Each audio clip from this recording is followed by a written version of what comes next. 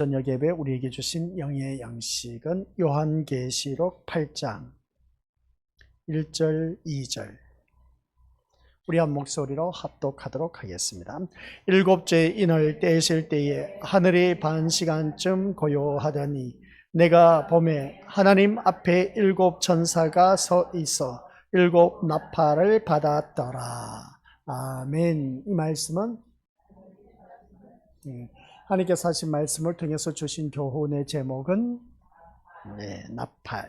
아버지 하나님, 오늘날 이 세상 또한 구약시대나 오늘 이 시대나 한결같이 나팔 소리가 울려 퍼지고 있음에도 불구하고 그 나팔 소리를 듣지 못하는 그러한 기모거리가 참 많이 있음을 보게 됩니다. 아버지 하나님, 이 시간 우리 귀한 믿음의 심령들 하나님의 나팔 소리에 귀를 기울여 그 소리가 무엇을 의미하는지 다시 한 번 더 깨닫는 귀한 시간이 되도록 우리 성령 하나님께서 우리의 귀를 열어주시사 하나님의 말씀을 듣게 하옵시고 우리들의 입술의 문을 열어주시사 하나님의 복음의 말씀을 선포할 수 있는 아버지 하나님 자녀되게 하옵소서. 또한 하나님께서 하시는 그 모든 일들을 볼 수 있도록 우리들의 영적인 눈이 열리게 하여 주시사 하나님의 하신 일을 친히 볼 수 있도록 성령 하나님께서 강권적으로 역사하여 주옵소서. 감사를 드리며 예수님의 이름으로 기도드립니다.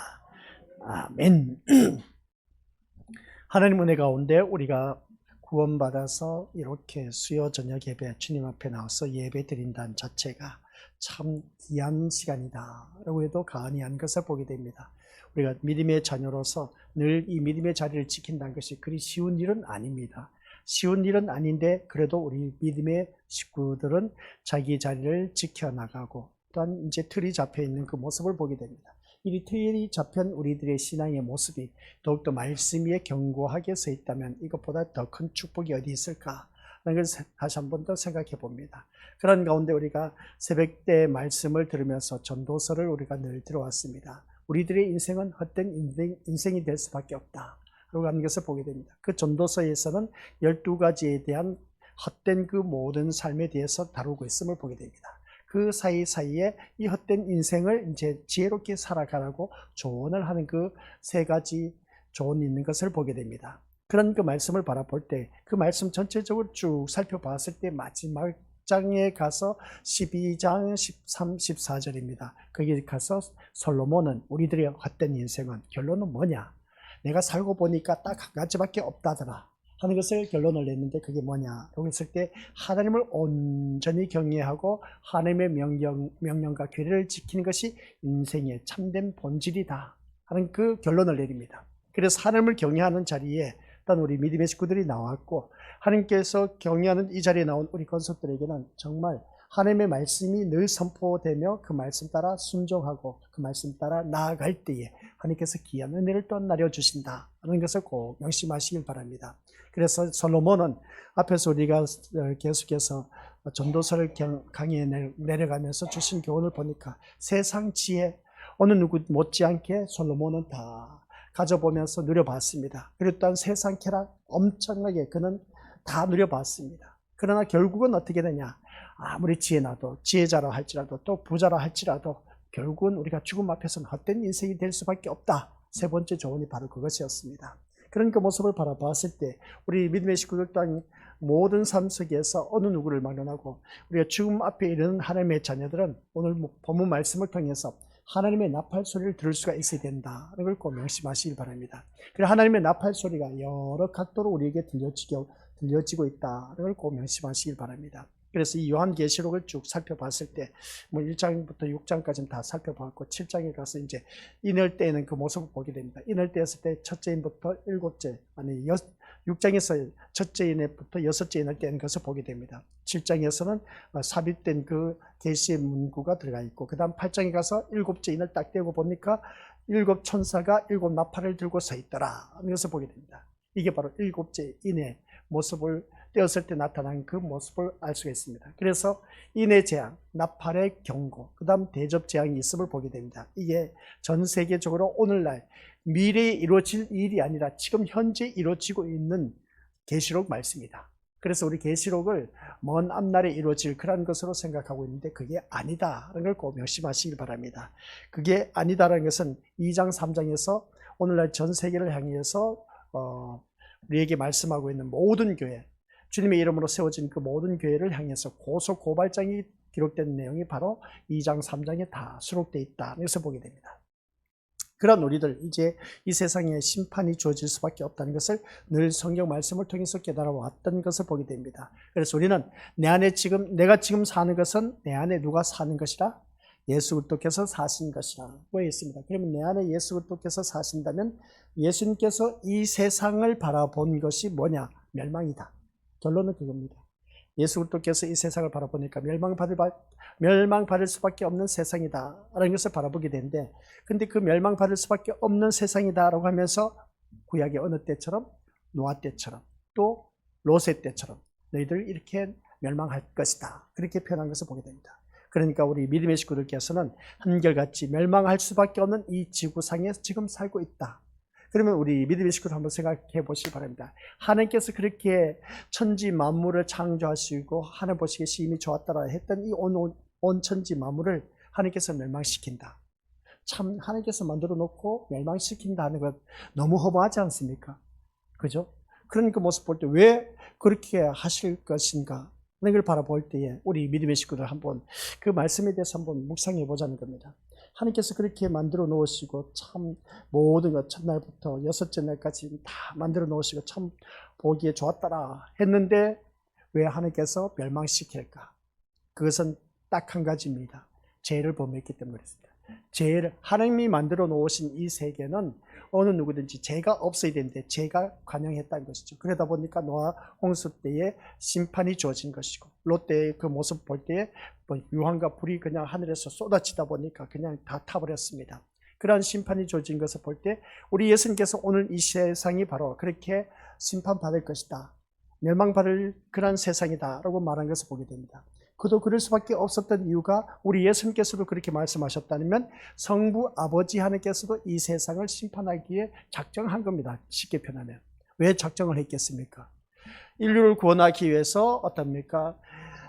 아들 대신 예수 그리스도를 이 땅에 보내주었더니 이 인간들이, 한마디로 표현해서 이 인간들이 그 예수님을 죽여버렸네. 하나님의 아들을. 그러니까 하나님이 기뻐하시겠습니까? 좋아하겠습니까? 두말할 것 없이 자기 아들, 내가 인류를 구원하기 위해서 내 아들을 이 세상에 보내놨더니 이 세상 사람들이 내 아들을 죽였네. 한번 생각해 보시기 바랍니다. 주위 사람들이 내 아들을 죽였다, 내 자녀를 죽였다면 누가, 부모가 그걸 보고 웃을 사람이 어디 있겠냐는 겁니다. 다 화를 낸 것이죠. 도저히 용서 못한다는 겁니다. 그런 모습 볼 때 이미 이 세상은 하나님 아버지로부터 멸망받을 수밖에 없는, 심판받을 수밖에 없는 이 세상이다. 하나를 꼭 명심하시길 바랍니다. 그 땅 위에, 그 땅덩어리 위에 이 세상이 심판받을 수밖에 없는 이 세상에 우리가 지금 살고 있다는 겁니다. 지금 살고 있다는 것이죠. 근데 언제 우리가 심판받을지 멸망할지는 알 수가 없습니다. 근데 노아 때처럼 어떻습니까? 이 지구상에 제약이 간영함으로 내가 물로 심판하겠다라고 했을 때 롯의 가족 식구들에게는 알려주었습니다. 그러면 오늘 이 시대도 선지자 역할을 하는 그 나팔 소리를 외치고 있습니다. 이 세상이 멸망한다고 많은 교회 주의 종을 세워놨고, 또한 주의 종들의 입술을 통해서 이 세상은 멸망하니까 너희들도 준비해라, 이런 것이었습니다. 준비하는데 노아 때의 그 준비하는 모습이 어떤 모습이었습니까? 미쳤다는 소리를 들을 수밖에 없었다, 여기서 보게 됩니다. 벌건 대낮에 배를 짓는데, 방주를 짓는데 바닷가에 짓지 않고 강가에 짓지 않고 산 꼭대기에 가서 방주를 짓는다 하니까 보통 미친 사람이 아니다는 겁니다.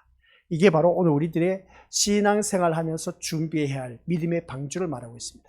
믿음의 방주를 말하고 있는데, 믿음의 방주를 짓는 나의 모습이 주위 사람들로부터 미쳤다는 소리를 듣지 못하면 우리는 멸망할 수밖에 없다는 말씀과 다를 바 없습니다. 그러니까 우리 믿음의 식구들께서는 내 신앙생활에 오늘 또한 수요 저녁 예배 이렇게 주님 앞에 나온 모습을 보니까 참 너무나 좋습니다. 이 신앙의 모습이 타 교회에 있는 사람도 우리를 어떻게 볼지 모르지만은, 그런 타 교회는 참 편하게 신앙생활을 한다, 그렇게 표현한 것을 알 수가 있는 것인데, 근데 성경적으로 우리가 살펴보았을 때는 모이기를 피하는 어떤 자들의 습관과 같이 하지 말고 하는 그 말씀을 보니까 그 말씀 의도가 뭡니까? 예배 드리는 것을 꺼려하고 피하는 그런 그 모습처럼 쫓아가지 말고 모이기를 힘쓰라는 것입니다. 모이기를 힘쓰라고 했을 때 뭐 잘 먹고 잘 살기 위해서 모이려고 하는 것이 아니라 모이면 모일수록 하나님의 말씀으로 우리가 무장하고 또 무장하고 또 무장해야 된다는 것을 보게 됩니다. 하나님의 전신갑주를 취하라는 것이죠.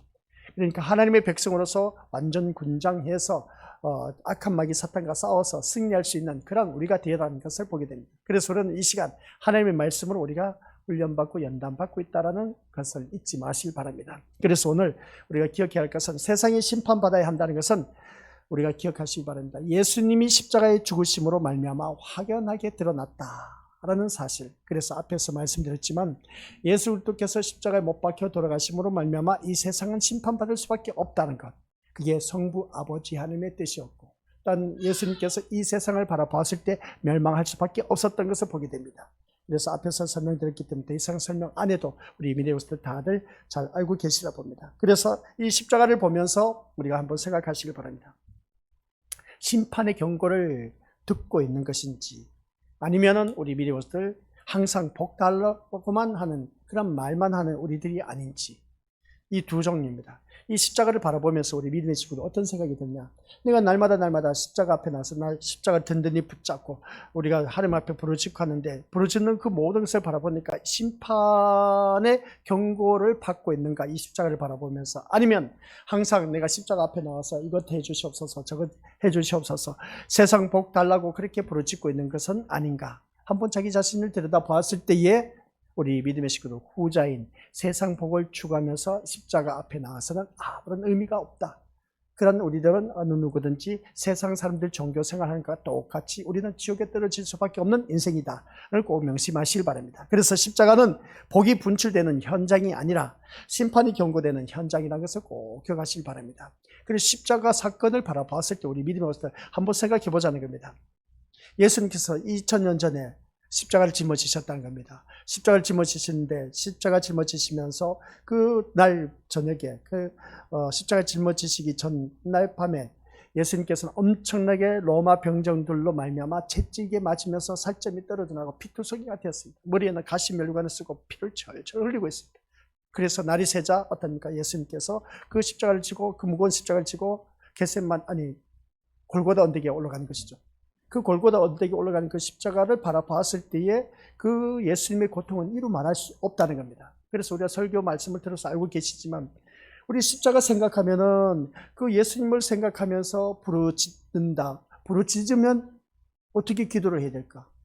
아니 예수님께서 십자가에 못 박혀 고통 속에 있는데 그 고통 속에 있는 예수님 앞에 나와서 우리가 부르짖는 것이라고는 세상 것을 구하고 있다. 세상 복을 구하고 있다. 이게 말이 되냐는 겁니다. 지금 예수님께서 십자가 못 박혀 돌아가신 그 십자가 앞에 나와서 그 예수님이 십자가 고통 속에 계시는데 그 고통 속에 계신 그 주님 앞에 나와서 우리가 부르짖는 것이라고는 예수님의 고통은 십자가는 아예 생각지도 않고 오직 자기만을 위한 어떻습니까? 자기 복을 구하는 세상 것을 구하는 그런 모습 보면 뭔가 잘못됐지 않습니까? 잘못돼도 한참 잘못된 우리들의 기도의 패턴이었습니다. 이게 바로 계시록에서 말씀하고 있습니다. 그래서 우리가 십자가 앞에 나와서 부르짖는 것, 이 십자가 앞에 나오면은 근데 희한하게 세상 것을 구하고 있다는 겁니다. 위의 것을 구하는 심판의 경고에 그 말씀을 바라보지 못하고, 그런데 우리는 자꾸만 이 십자가 앞에 나와서 부르짖는 것이라고는 아무리 생각해도 이해가 안 돼, 사람들이. 그런데 오늘날 그걸 그렇게 가르치고 있어. 앞에서 강단에서 누가? 거짓된 목자들이. 거짓된 목자들이 어떻습니까? 십자가 앞에 나와서 부르짖으면 하나님께서 다 응답해 주신다. 그러면 자녀도 잘 되고 출세하고 또 안 되는 사업도 우리 어느 누구든지 잘 될 수밖에 없고 형통한 삶을 누릴 수밖에 없을 것이다. 십자가 앞에 나와서 그걸 가르치고 있다는 겁니다. 그러다 보니까 모든 그 교회 다니는 사람들마다 그냥 모든이라고 말하면 안 되죠. 그런 모습 볼 때 대다수를 바라봤을 때에 십자가 앞에 나와서 부르짖는 것이라고는 온통 그냥 세상 것밖에 없어. 야, 고통받고 있는 그 예수님 앞에 나와서 어찌 그렇게 우리가 기도를 할 수가 있을까? 하는 생각을 다시 한번 자기 자신을 돌이켜보면서 우리 기도의 패턴을 다시 갈아엎어야 되지 않느냐? 그래서 생각해 볼 수가 있습니다. 그래서 우리는 이 말씀을 보면서 십자가를 보면서 심판의 경고를 받는 것을 우리가 다시 한번 더 깨달아야 됩니다. 심판, 예수님이 심판받아서 어떻습니까? 지금 우리 인류의 죄를 다 짊어지시고 피를 흘리면서 이제 십자가 못 박혀 돌아가면서 고통 가운데 있는데, 근데 우리는 여기서 항상 복 달라는 그런 것을 가지고 십자가 앞에 나오니 이게 어찌 하나님의 자녀라고 말할 수가 있을까? 그래서 전번 시간에 예를 들었지 않습니까? 부모가 아파 죽겠는데 엄마가 진짜 아파서 죽겠는데 그냥 이 새끼가 와갖고 어떻습니까? 나 돈 좀 달라고 그렇게 하는 그 모습 볼 때 참, 엄마는 아파 죽겠는데 엄마 나 돈 좀 줘. 또 아빠가 아파 죽겠는데 어떻습니까? 돈 좀 달라고 그렇게 말하는 그 자녀를 바라보니까 이게 가관이 아니라겠죠. 어느 자녀가 그런 모습 볼 때 이놈 자식, 불효막심한 자식, 부모가 아파 죽겠는데 너 그 말이 나오냐 지금? 그렇게 말할 수가 있음을 보게 됩니다. 그와 똑같은 겁니다. 우리가 주님 앞에 나와서 부르짖는 모습이 꼭 불효막심한 그 새끼가 똑같은 그런 모습으로 우리가 주님 앞에 나와서 부르짖는다는 것이죠. 제 말이 틀렸다면 한번 말해 보시길 바랍니다. 저는 있는 그대로 말하는 것이죠. 그러니까 우리가 주님 앞에 주님께서 십자가 못 박혀 고통 속에 있는데 그 고통 속에 있는 예수님 앞에 나와서 이것 따라, 이것 해달라, 저거 해달라, 이거 해결해달라, 저거 해결해달라 하는 그 모습 보면은 참 불효막심한 새끼라 해도 가언이 아닌 것을 보게 됩니다. 우린 제발 그렇게 살지는 말자는 겁니다. 그래서 십자가를 보고 하나님의 경고를 듣는 자는 결코 우리 믿음의 식구들, 이 십자가를 보면서 우리는 심판의 경고를 들을 수가 있어야 되는데 그 심판의 경고를 듣지 못하고 있다면 뭔가 잘못된 우리들의 모습. 그래서 십자가 앞에서 우리는 복을 말할 수가 없다는 겁니다. 복이 있다면 십자가 앞에서 내가 제시선 받은 것밖에 없고 그것을 통해서 우리는 하나님 나라에 가게 되었다는 그밖에 없을 겁니다. 그래서 나를 의롭게 하시는 주님에게만 모든 관심이 집중될 겁니다. 그래서 이 십자가를 바라보면서 교회에 나오면서 우리 믿음의 식구들께서 제가 늘 항상 말씀한 것이 뭐겠습니까? 오직 예수 그리스도에게만 관심을 갖고 초점을 맞추고 이 자리에 나와라. 그러면 예수님께서 그 모든 걸 다 해결해 주신다라고 했습니다. 우리 신약성경 사복음에 한번 보시길 바랍니다. 그 말씀 보니까 모든 사람들, 아픈 사람, 질병에 걸려서 고통당한 사람들, 이런 별의별 사람 다 주님 앞에 나왔습니다.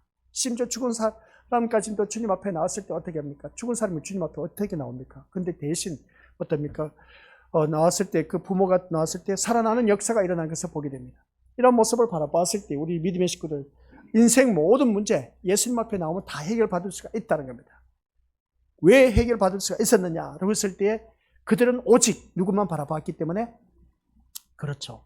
예수님만 바라봤기 때문에. 그러면 오늘 이 자리에 나온 우리 믿음의 식구들 또한 역시 내가 지금 안고 있는 모든 문제는 오직 예수님만 바라보고 나오신다면 다 해결받습니다. 걱정하지 말라는 것이죠.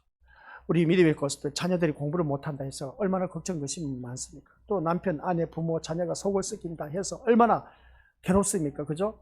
근데 그것을 가지고 그대로 어떤 내 마음 주님 아시니까 이 시간 주님 앞에 나올 때 오직 예수님만 바라보고 나온다면은 우리 믿음의 것들 그 문제 다 해결함을 받을 수가 있다라는 사실, 이걸 우리가 체험을 하셔야 되는 겁니다. 아셨죠? 그래서 체험을 한 우리 믿음의 식구들께서는 나를 의롭게 하시는 주님에게만 모든 관심이 집중되었을 때에 우리 가장 안전한 피난처이신 누구? 예수 그리스도뿐이다 하는 걸 꼭 명심하시기 바랍니다. 예수 그리스도밖에 없는 우리들의 인생. 그 다음 말씀 보니까 그렇습니다. 세상이 심판으로 망하는 상황에서 여기서 이제 한번 생각해 보자는 겁니다. 분명히 예수님께서도 이 세상을 바라봤을 때에 노아 때처럼 멸망받을 수밖에 없다. 롯 때처럼 멸망당할 수밖에 없다. 그렇게 말하고 있습니다. 그리고 또한 하나님이 이 세상을 바라봤을 때 심판의 대상이 될 수밖에 없는 이 세상이다. 그러면 심판으로 망하는 상황에서 우리 믿음의 것들, 이 자리에 나오는 우리 것들, 지금 멸망할 수밖에 없는 이 시점에서 우리가 부르짖을 게 뭐가 있겠습니까? 몇 해 전이었죠. 일본에서 해일이 일어나서 한 마을을 다 휩쓸어 버렸지 않습니까? 그죠? 그 다 휩쓸을 때, 그때에 우리 믿음의 것들, 해일이 막 바닷물이 계속 육지로 올라올 때 많은 사람들이 대피를 했지 않습니까? 그 중에 휩쓸려서 죽은 사람들이 엄청나게 많이 있습니다. 살아남은 사람들도 있었습니다. 그런 환경 여건 속에서 그렇게 막 해일이 막 밀려오는데, 재난이 밀려오는데 거기서 돈을 챙길 사람이 있습니까? 한번 생각해 보자는 것이죠. 거기서 내 집 가전제품 좋은 거 챙길 사람이 있겠냐는 것이죠. 살아남기 위해서 벌벌 치는 것이 오늘 우리들의 모습이 아니냐는 겁니다. 바로 이겁니다. 그래서 세상이 심판으로 망하는 상황에서 오늘날 교회가 부흥의 의미가 무슨 의미가 있겠냐는 겁니다. 분명히 이 세상은 심판받을 수밖에 없다라고 하는 것을 바라보게 되는데, 근데 교회 부흥이 무슨 의미가 있겠느냐는 겁니다. 그러면 교회 부흥시키지 말라는 것이냐? 아니요, 그게 아닌 겁니다. 제가 드리고자 하는 것은 이 시간 우리가 세상 심판이 주어졌는데 지금 우리가 해야 할 일이 뭐냐는 겁니다. 교회 부흥이 더 중요합니까? 아니면 개별적으로 우리가 1대1 관계 속에서 진짜 신앙생활 하는 게 더 중요한 거냐? 어느 게 더 중요합니까? 우리 믿음의 식구들. 교회 부흥이 중요한 게 아니라 지금 1대1, 지금 당장 심판받고 있는데, 심판이 이제 닥쳐오고 있는데, 우리가 1대1 신앙 속에서 하나님과 나와의 관계가 1대1로 잘, 어떻습니까? 바로 서 있어야 되는데, 이게 중요하지, 교회 부흥이 중요한 거 아닙니다. 아시겠습니까? 그러니까 이 말씀을 듣고 보니까, 맞아, 이제 내가 전도할 필요가 없겠네. 그런 마음을 가져서는 또한 안 되는 겁니다. 무슨 말이냐? 지금 심판이 주어졌는데, 멸망하게 되는데, 이 멸망한 가운데서 내가 바라볼 것이 뭐가 있느냐, 것이죠. 그게 바로 주님과 나와의 관계가 제대로 서 있느냐가 참 중요한 겁니다. 내가 이 자리에 나와서 예배를 드리고 있지만은, 이 예배 드리면서 우리 믿음의 식구들, 주님과 나와의 관계가 얼마나 밀접한 관계에 바로 서 있느냐가 참 중요한 겁니다. 그런 우리가 되어야 된다는 것이죠. 그래서 우리가 신앙생활 하면서 나에게 정신적인 지주가 되어주고, 조언을 던져주면서 버팀목이 되어주는 그런 사람들이 있다는 것, 우리 믿음의 식구들 참 행복하게 여길 줄 알아야 됩니다. 그런 사람이 있어서 내가 지금 이 자리에 앉아 있다는 것, 또 저는 이 자리에 서 있다는 것은 우리 믿음의 식구들, 그래서 주위 사람들 그 귀를 기울이면서 어떻습니까? 나를 잡아주는 사람이 있다면 얼마나 참 좋은 사람을 두고 있는지 모르겠습니다. 그러니까 우리에게 가장 좋은 분은 예수 그리스도밖에 없다는 겁니다. 나의 버팀목이 되고 나의 정신적인 지주가 되어서 나를 반듯하게 모든 삶 속에서 바로 서가게 할 수 있는 분은 오직 예수 그리스도밖에 없다는 겁니다.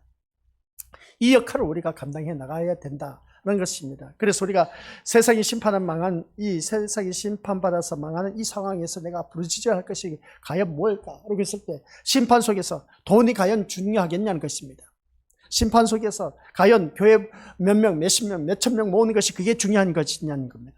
아니란 겁니다. 아시겠습니까? 여기서 우리가 기억해야 할 것은 우리가 의롭다함을 여김을 받는 그런 우리들, 그런 하나님의 자녀가 되어야 되는데, 이 심판하는 상황에서 교회 부흥은 아무런 의미가 없다는 겁니다. 무용지물이라는 것이죠. 하나님께 받아들여진 것도 아닌 겁니다. 교회 부흥시켰다 해서 그 교회 부흥으로 인해서 심판 우리가 모면할 수가 없습니다.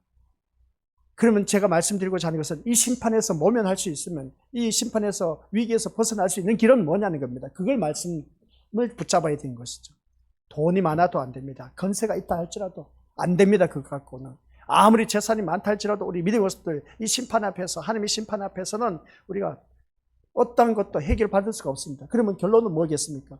하나님의 심판에서 벗어날 수 있는 건 딱 한 길밖에 없다는 것이죠. 그걸 말하고자 하는 겁니다. 그게 뭐겠습니까? 오직 예수도 피밖에 없습니다. 이것밖에 없어요. 우리가 그래야 우리가 천국 갈 수 있습니다. 그래서 우리가 주님 앞에 나와서 예배 드리자는 겁니다. 예배 드리는 데 있어서 다른 어떤 목적을 갖고 나오지 말자. 제가 누누이 말씀을 드렸습니다. 아무리 심판이라는 상황에서 교회 부흥 아무런 의미가 없다고 했지 않습니까? 그런 것처럼 우리가 살아가는 모든 삶 속에서 하나님의 경고에 전혀 귀를 기울이지 않는다는 것, 한번 우리가 생각해 볼 문제입니다. 그것은 바로 이렇게 우리가 말씀으로 주님 앞에 나왔을 때 예수님만 바라보고 나와야 된다 했는데, 이게 먼 나라 이웃 누가 외치는 그런 말로 듣고 한 귀로 흘러버린다면 이것은 곧 내가 종교생활 하는 것과 다를 바 없다 하는 그런 말씀입니다. 우리 종교생활 하지 말자는 겁니다. 아셨죠? 이 시간 나왔다면 진짜 예수님 한 분만으로 만족하면서 예수님이 오늘 나에게 어떤 말씀을 주고 계실까, 그 말씀을 통해서 내가 이 세상을 살아가야 되는데, 그 예수님처럼 살아가야 되는데, 예수님처럼 살아가기 위해서 내가 그 말씀이 어떤 말씀인지 한번 듣고 그 말씀을 내 마음판에 새기고, 그 마음판에 새긴 우리들을 그 말씀대로 순종하면서 사는 길밖에 없다. 그래야 우리가 천국 갈 수가 있다는 겁니다. 아셨죠? 그러니까 우리가 어쨌든 우리 아이들 바라보면 그럽니다. 학교에서 열심히 공부하다가 얼마나 지치고 피곤하겠습니까? 이렇게 주님 앞에 나와서 남녀노소 불문하고 우리 모두가 예배 드리는 모습 보면 진짜 옹골죠. 옹골죠. 제가 바라봤을 때 너무나 기특해.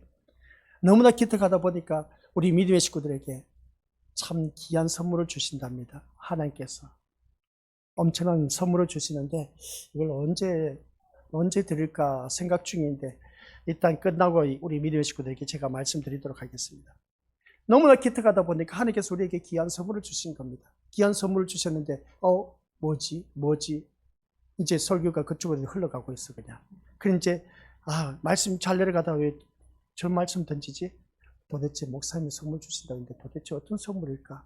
이제 거기에만 골똘히 빠져있고 이제 말씀이 안 들어온다면은 우리 믿음의 것들 그 예배는 실패한 겁니다.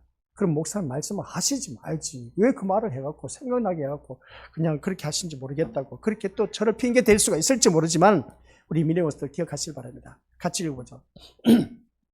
심판에 대한 경고를 무시한 채 살기 때문에 심판에 대한 경고를 무시한 채 살기 때문에 자연스레 모든 관심은 온통 자신과 교회로 집중될 수밖에 없다 하는 것이었습니다. 오늘날 교회 한번 보시기 바랍니다.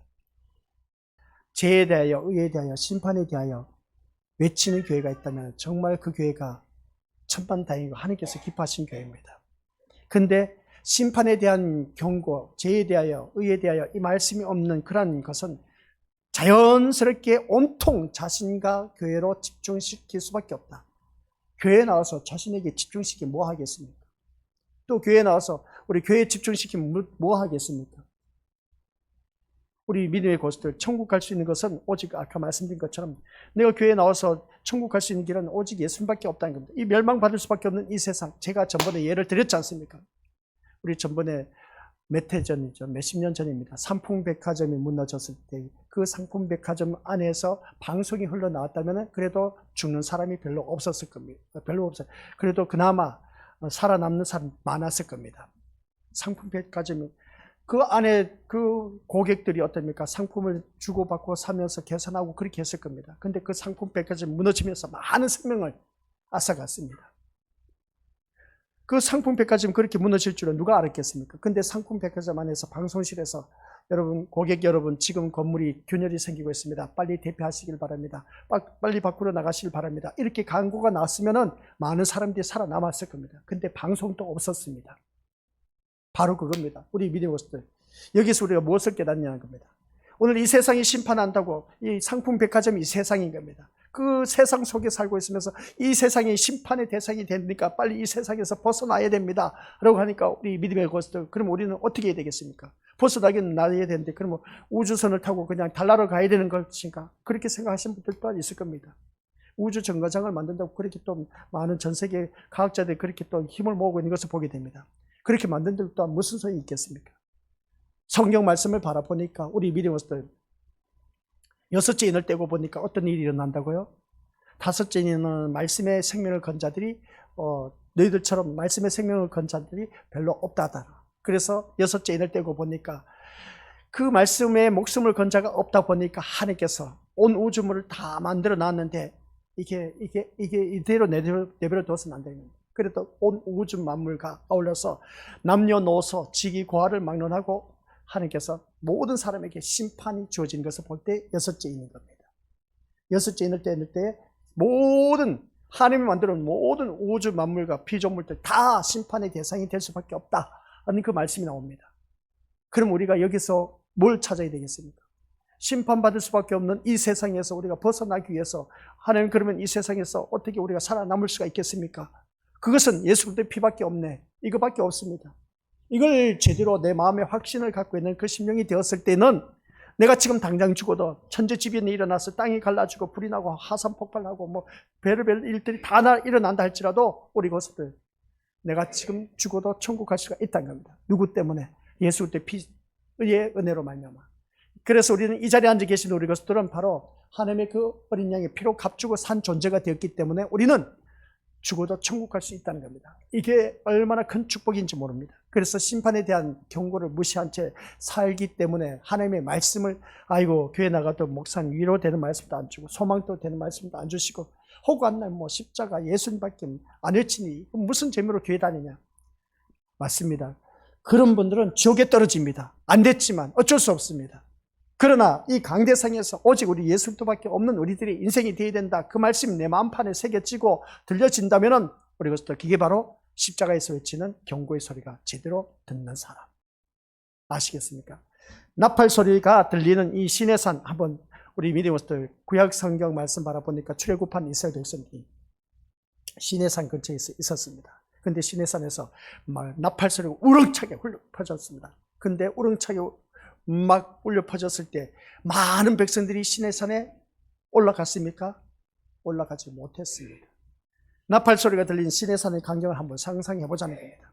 시내산은 우레와 번개, 나팔 소리가 막 우렁차게 막 우레와 번개가 우르릉캉캉하면서 어떻습니까? 나팔 소리가 울려 퍼진 것을 보게 되겠죠. 그러다 보니까 누가 그 시내산에 올라갈 사람 누가 있겠냐는 겁니다. 이 우레와 번개 그리고 나팔 소리는 무엇을 의미하겠습니까? 너희들은 여기 올라올 수가 없다. 접근한 것을 보게 됩니다. 접근할 수가 없다는 겁니다. 그래서 그때 시내산에 올라간 사람 딱 있습니다. 누구였겠습니까? 네, 모세였습니다. 시내산은 하나님이 강림하신 곳이기 때문에 그 누구도 접근할 수가 없었습니다. 거룩하신 하나님이 속된 인간의 접근을 절대 허락하지 않으신 것을 바라보게 된 것이죠. 시내산. 그래서 나팔 소리는 올라오지 말라는 것을 경고하는 것을 보게 됩니다. 이제 이 말씀을 자세히 들으시기 바랍니다. 시내산에 접근하지 못하도록 나팔 소리, 우레와 번개로 어떻습니까? 막 모든 것이 들려지고 있다는 겁니다. 그러면 이스라엘 백성들이 두려워서도 시내산에 오를 수가 없었던 것을 보게 됩니다. 여기서 또 나팔 소리가 들려진다고 했죠. 그러니까 이 나팔 소리는 접근하지 말라는 경고의 소리입니다. 오늘 이 시간 우리가 경고의 소리가 계속 외쳐지고 있습니다. 들려지고 있다는 겁니다. 너희는 모두가 더럽고 속된 존재이기 때문에 거룩한 나를 대할 수가 없다고 해서 되면하면 다 죽는다고 하기 때문에 시내산에 올라오지 말라는 겁니다. 그래서 이러한 시내산의 모습이 그대로 이스라엘 백성들에게 현실화된 것이 무엇이냐? 라고 했을 때 그게 바로 뭔지 아십니까? 성막 제도입니다. 성막. 이 성막 제도를 바라봤을 때 우리 믿음부터 성막에는 이스라엘 백성들이 접근할 수 없는 곳이었습니다. 근데 이스라엘 백성들이 그 성막 안에 들어가서 할 수 있는 분들이 있었습니다. 누구였겠습니까? 레위 지파들이었습니다. 제사장들이 들어가서 성막 안에 들어가서 이 일을 보았습니다. 그게 예수 그리스도의 십자가 사건을 통해서 그 성막 안에 들어가서 일을 할 수 있는 누구든지 이제 들어가서 일을 할 수 있도록 해 놓으신 분이 누군지 아십니까? 예수 그리스도입니다. 그리고 예수 그리스도로 말미암아 우리는 그 성막 안에 들어가서 마음껏 모든 일들을 다 할 수가 있다는 것이죠. 그래서 그 성막 제도 휘장이 위로부터 아래로 찢어졌다고 했지 않습니까? 이제 거기에 성막 안에는 뭐가 있습니까? 지성소가 있습니다. 지성소는 하나님의 말씀이 있는 곳입니다. 아시겠습니까? 그러니까 이곳은 뭐라고요? 하나님의 말씀. 교회가 하나님의 말씀이 있는 곳입니다. 하나님의 말씀이 있는 곳이 되어야 되는데 이 교회가 하나님의 말씀이 없고 인간 처세술 그리고 또 어떻습니까? 살아가는 삶 속에서 도리, 인류의 도덕적인 그런 것을 외치고 있다면 이게 교회입니까? 이게 지성소입니까? 아니라는 것이죠. 교회에 나오면 하나님 말씀이 선포되어야 되는데 하나님 말씀이 아니라 온통 그냥 말씀 한 가지 던져놓고 그 말씀을 둔갑시켜서 세상 것을 포장해서 우리 믿음의 식구들에게 들려주고 있다. 이게 바로 이 말을 하면 안 되는 천벌받을 짓입니다. 한마디로 표현하면. 많은 양떼를 모아놓고 우리 믿음을 지옥으로 이끌어가는 것과 다를 바 없다는 겁니다.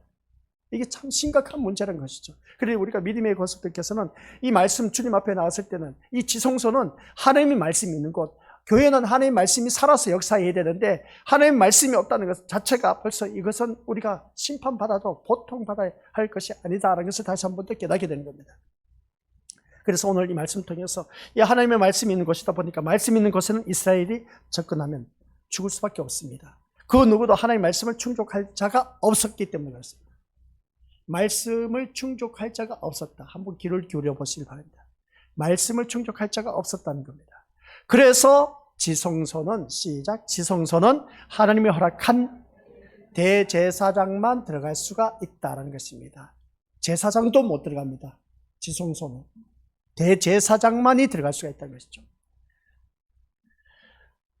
대제사장이신 예수 그리스도를 바라보자. 히브리서에서 말씀하고 있지 않습니까? 대제사장만 어디에 들어갈 수 있다? 지성소에 들어갈 수가 있다는 겁니다. 허락된 제사장만 들어가서 이스라엘의 죄 용서를 구하는 것이 대제사장의 역할인데 그것도 1년에 딱 한 번. 그러나 그 지성소 안에 들어갔는데 휘장이 있다고 했지 않습니까? 휘장이 이제 누구로 말미암아 예수 그리스도의 십자가 사건을 통해서 그게 찢어졌습니다. 그래서 우리는 그 지성소 안에 들어가게 되었어. 그게 오늘 이 자리입니다. 우리 믿음의 식구들이 얼마나 영광된 자리인지 몰라. 그래서 이곳은 하나님 말씀이 있는 곳. 말씀 있는 곳이기 때문에 말씀 안에서 우리가 온전히 집중해야 되지 이 자리에 나와서 말씀을 듣지 않고 궁상 떨고 엉뚱한 생각하고 시간 보내다가 간다는 것 이건 말도 안 되는 것이라는 겁니다. 아시겠습니까? 그래서 이 자리에 나와서 우리 믿음의 식구들께서는 말씀이 무슨 말씀인지 그 말씀에 귀를 기울이고 그 말씀 따라 우리가 순종하는 그런 하나님의 자녀가 되어야 된다는 말씀입니다. 그래서 이 말씀을 통해서 우리가 다시 한 번 더 기억하자는 겁니다. 그러면 지성소 안에 들어오게 된 대제사장만 들어가게 되는데 그러나 내가 대제사장도 아닌데 어떻게 우리가 지성소 안에 들어갈 수가 있겠냐는 겁니다.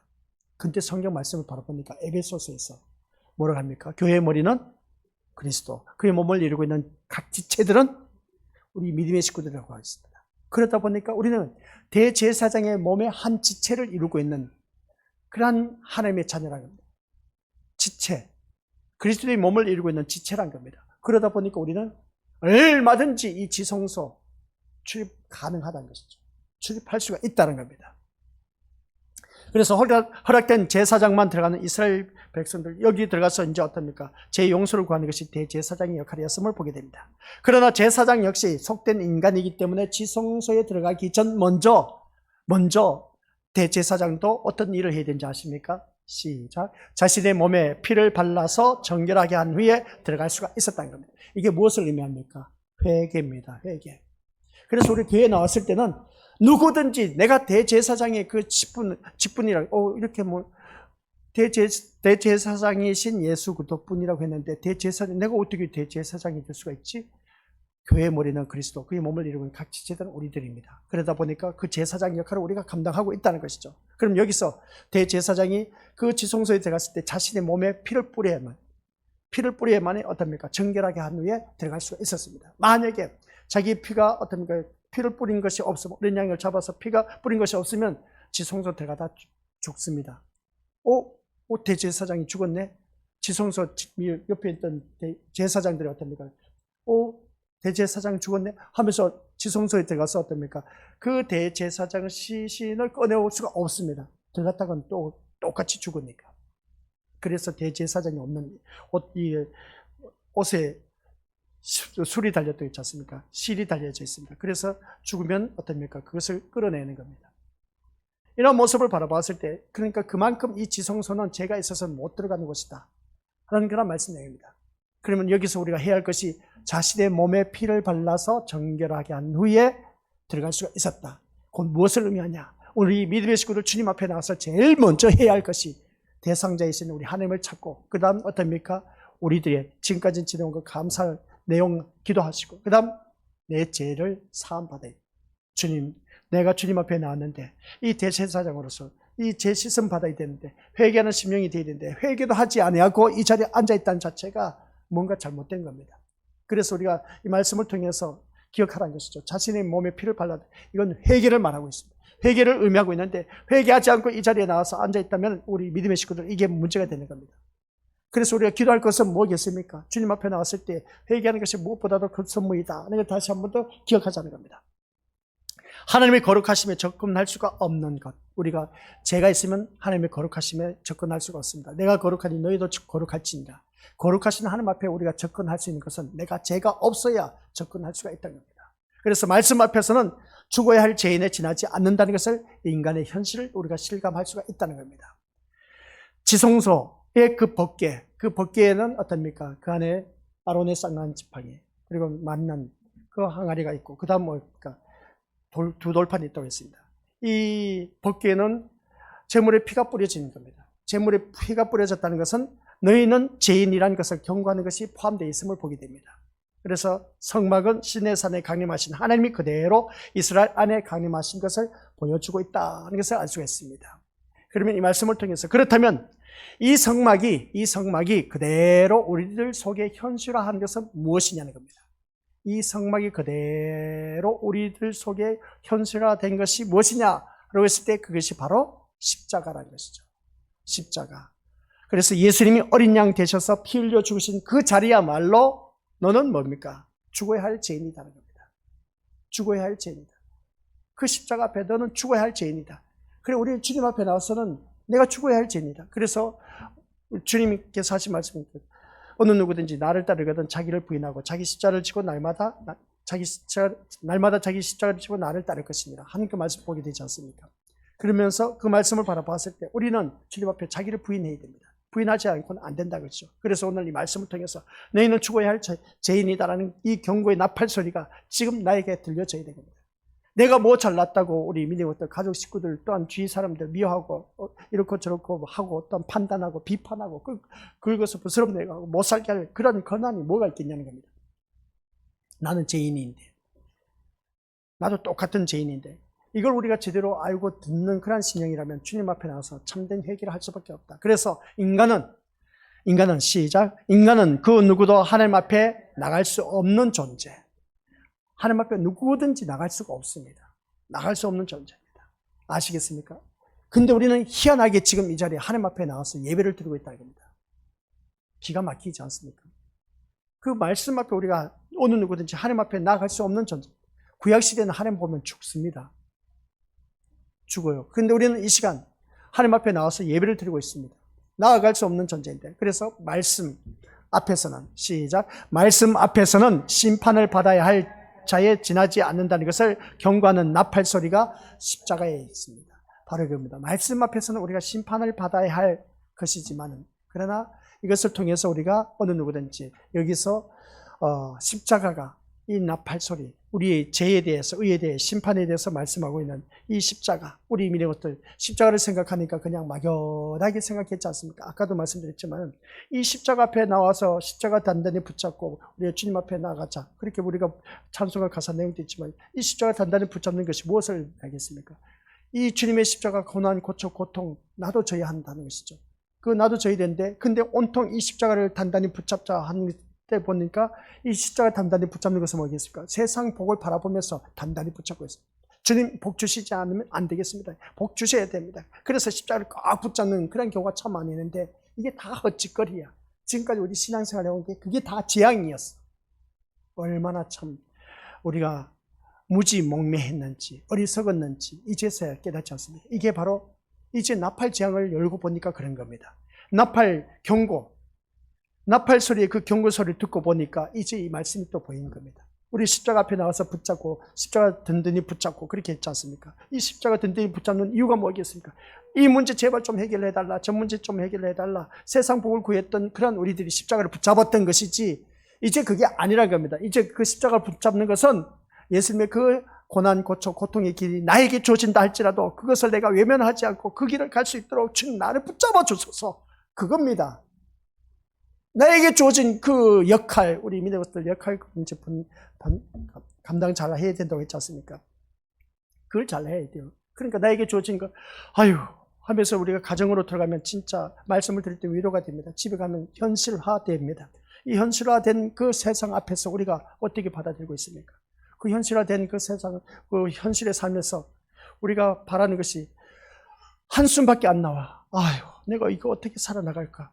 근데 어찌 해야 하겠습니까? 나에게 주어진 십자가이고, 그걸 내가 그 역할을 감당해야 할 것인데, 그 역할을 우리 미래 것들 감당하지 못하면 거지 나사로는 역할을 감당했기 때문에 천국에 들어갔습니다. 근데 내가 거지로 살지는 않지 않습니까? 근데 거지로 살지는 않지만 이게 내 삶이 그냥 이게 가관이 아니야. 너무나 힘들어. 근데 이거 내가 역할 감당하기가 너무나 힘들어. 힘들다고 해서 그 역할 누가 감당하겠습니까? 나에게 주어진 것인데 그걸 내가 짊어지고 가야 되는 겁니다. 이게 바로 우리 믿음의 식구들, 십자가 밑에서 외쳐지는 나팔 소리인 겁니다. 십자가에서 울려 펴지는 그 소리가 너에게 주어진 고난, 고초, 고통, 그건 네가 짊어지고 가야 된다, 그 말씀인 겁니다. 아시겠습니까? 회피하지 마시길 바랍니다. 어쩔 수 없어요. 우리 믿음의 것들 회피해봤자 우리가 단 데 갈 곳이 없습니다. 단 데 가본다는 것은 지옥에 떨어질 수밖에 없다는 거죠. 지옥 가기 싫거든. 지금 이 세상에서 내가 아무리 힘들어도 이 십자가 든든히 붙잡고 있을 때 그 주님이 가신 그 고난, 고초, 고통의 길 나도 지고 가리다, 입술로만 고백할 것이 아니라 그걸 감당할 수 있도록 우리 주님께서 또 말씀하셨습니다. 네가 감당치 못한 것은 내가 허락해 하지 않는다고 했습니다. 그렇기 때문에 내가 감당할 수 있기 때문에 그것을 붙잡고 내가 안고 가야 되는 겁니다. 이게 십자가에서 외치는 나팔 소리인 겁니다. 아시겠습니까? 너 십자가 힘들지, 외면하고 그냥 도망치라고 나팔 소리 나는 것이 아닌 겁니다. 십자가에서 울려나는 그 나팔 소리는 우리 것들 경고 소리입니다. 그 경고의 소리가 뭐냐? 너 그거 회피하고 도망치면 멸망이야, 지옥에 떨어진다는 겁니다. 그래서 어느 누구든지 나를 따르거든 자기 십자가를 지고 날마다 자기를 부인하고 나를 따를 것이라. 많은 사람들이 멸망길로 간데 넓은 문, 대로 평탄한 길을 가고 있습니다. 그러나 생명길로 이르는 자는 좁고 협착한 길이라고 했습니다. 이 좁고 협착한 길은 아무나 못 간다, 그런 말씀이죠. 그래서 우리 믿음의 것들, 누구도 십자가 앞에서 경고의 나팔소리를 듣지 않는 것을 보게 됩니다. 단지 뭐냐? 믿으면 천국 간다는 것만 생각하고 있다는 겁니다. 믿으면 천국 간다, 이것만 생각하고 있다는 거죠. 또 예수님 덕분에 복을 받는다, 이것만 생각하고 나온다는 겁니다. 십자가 앞에 나올 때. 아니요, 우리 믿음의 것들 이거 아닙니다. 믿으면 천국 간다. 예수 그리스도를 어떻게 믿습니까? 그 십자가의 고통을 진짜 내가 수반하면서 그대로 내가 짊어지고 가고 있냐는 겁니다. 조금만 어려워도 원망 불평하면서 하나님 어쩜 이럴 수가 있습니까? 내 사정 주님 아시지 않습니까? 주님 앞에 나와서 하소연합니다. 좀 나 좀 살려달라고, 나 좀 여기서 숨 좀 쉬게 해달라고 우리 주님 앞에 부르짖고 있지 않습니까? 그죠? 이런 모습을 바라봤을 때 우리 믿음의 식구들 정말 우리가 주님 앞에 나온 그 모습을 바라볼 때 이 문제, 저 문제 해결을 해달라고 예수님 덕분에 내가 뭔가 좀 행제해보겠다. 그런 마음 심보로 우리가 교회에 나오지는 않았는지 한번 생각해 보자는 겁니다. 오늘 십자가에서 외치는 소리가 나팔 소리로 어떤 소리냐? 너가 짊어져야 할 그 고난, 고초, 고통을 네가 고스란히 안고 나를 따르라는 겁니다. 그래서 주님께서 하신 말씀이 뭐냐? 내 짐은 쉽고 가볍다고 했습니다. 수고하고 무거운 짐진 자들아 다 내게로 오라 하신 말씀이 뭐냐? 주님께서 내가 그 살 길을 내가 가르쳐 주겠다는 겁니다. 내 짐은 쉽고 가볍다는 것이 뭐겠습니까? 내가 너에게 가르쳐 줄게. 무겁지 십자가 나도 힘들었어. 예수님 그렇게 말씀합니다. 너는 그래도 매맞은 것이 없지 않냐? 아니 하나님 저도 매맞은 거 있지 않습니까? 이렇게 저렇게 이리 치고 저리 치고 해서 그게 매가 아닙니까? 그렇게 말할 수 있지만 그러나 내가 매맞은 것에 비하면 아무것도 아니라는 겁니다. 밤새록 우리 주님은 얻어터졌습니다. 얻어터져도 갈기갈기 채찍질에 온몸이 다 찢어졌습니다. 피가 막 흘러넘쳐 계속 주룩주룩 흘러내리고 있어. 머리 가시면관 그것을 계속 흘러내리고 있습니다. 고통 속에 있습니다. 그러면서 그 십자가를 지고 골고다 언덕에 올라갔습니다. 그런 모습 볼 때 우리 믿음의 식구들, 우리 예수님 생각한다면 오늘 이 말씀 믿으면 천국 간다는 것만 생각하고 나올 수가 있겠냐는 겁니다. 그 고통을 생각한다면 주님 정말 나 같은 죄인을 위해서 그렇게 고통당하신 우리 주님 그냥 막연하게 천국 간다는 생각을 가져서는 안 되지 않습니까? 그리고 어떤 예수님 덕분에 복을 받는다는 이 생각만 주님 앞에 나온다는 것은 뭔가 문제가 있지 않습니까? 그런 자가 되어서는 안 되는 겁니다. 만약 십자가 앞에서 경고의 나팔 소리를 듣는 자라면 두려워 떨 것입니다. 주님 앞에 나올 때. 그리고 심판에서 살 수 있는 것은 뭐냐? 친히 말씀의 완성자로 오신 예수님을 믿는 것밖에 없다는 겁니다. 뭐라고요? 말씀의 완성자이신 누구밖에 없다? 예수님 내 마음판에 새기는 길밖에 없습니다. 그러니까 교회 나왔을 때 누구밖에 없어야 된다고요? 그렇죠. 예수님밖에 없어야 됩니다. 아셨죠? 예수님밖에 없어야 돼요. 그래야 우리 미래부터 완성자이신 말씀, 완벽하게 말씀을 이루신 분이 누구라고요? 예수님이었습니다. 이제 뒤에 가면 나오는데 데텔레스타이. 예수님께서 십자가에 못 박혀 들어가시면서 네 번째 하신 말씀이 뭔지 아십니까? 다 이루었다. 다 이루었다.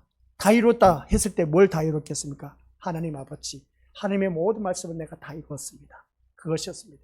하나님 뜻을 다 이루었다는 겁니다.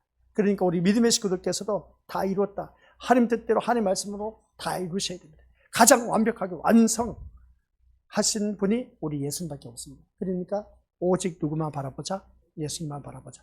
예수님만 바라보면서 우리가 주님 앞에 나올 때 우리 것들 꼭 기억하시기 바랍니다. 모든 문제 다 해결받습니다. 오직 누구만 바라볼 때? 아버지 하나님 감사드립니다. 말씀의 완성자로 오신 예수님만 바라볼 때 모든 문제 다 해결받는 것을 잊지 말게 하옵소서. 예수님의 이름으로 기도드립니다. 아멘.